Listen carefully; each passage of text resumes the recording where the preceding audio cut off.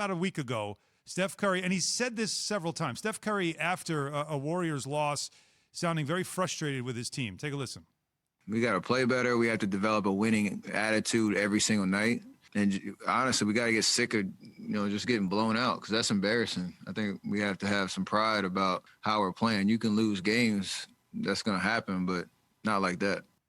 Sometimes, Brian, you hear a player sort of start to begin that process of, I need to get out of here. I'm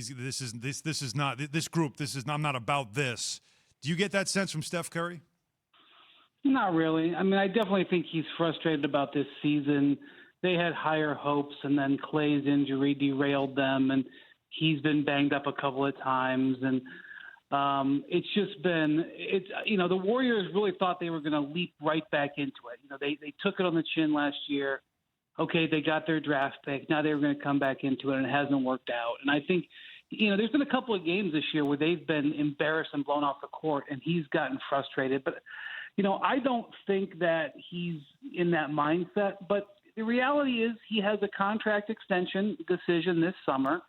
I'm sure the Warriors will offer him an extension, whether it's the full max, which could be 4 years and around $200 million, or it's something else. We'll see how that goes. And at that time, he'll either sign it and commit himself to being a Warrior basically for life, because it would be a deal that would take him to age 37 or 38, or he won't, and then we'll have a five-alarm fire. But I think that it's not time for the five-alarm fire yet. I think he's probably committed. I just think he's frustrated. Wendy, when you look at the situation, it seems like the rest of the league has caught up to the style in which Golden State created, right? Look at the way Utah's playing, a lot of threes, Phoenix playing the same way, Brooklyn Nets faster, Milwaukee, faster.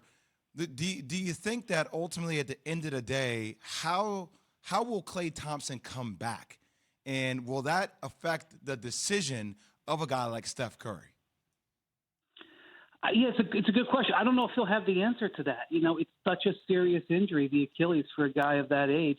The thing is, the Warriors have experienced an incredible talent drain. The amount of talent that they had was extraordinary, for sure.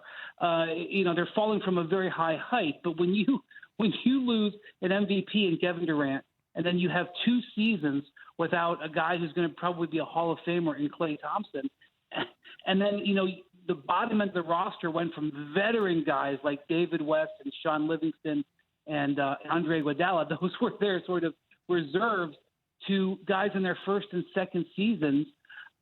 That's a massive talent switch. I mean, no offense to Kelly Oubre and Andrew Wiggins, but they're not Klay Thompson and Kevin Durant. And no offense to Juan Toscano-Anderson or Eric Paschall or James Wiseman, but they are not at their careers yet, like Iguodala, Livingston, and David West. And so that talent drain is just unrecoverable. I mean, why did the Rockets lose 20 in a row? Because they lost their coach, their GM, and their best player.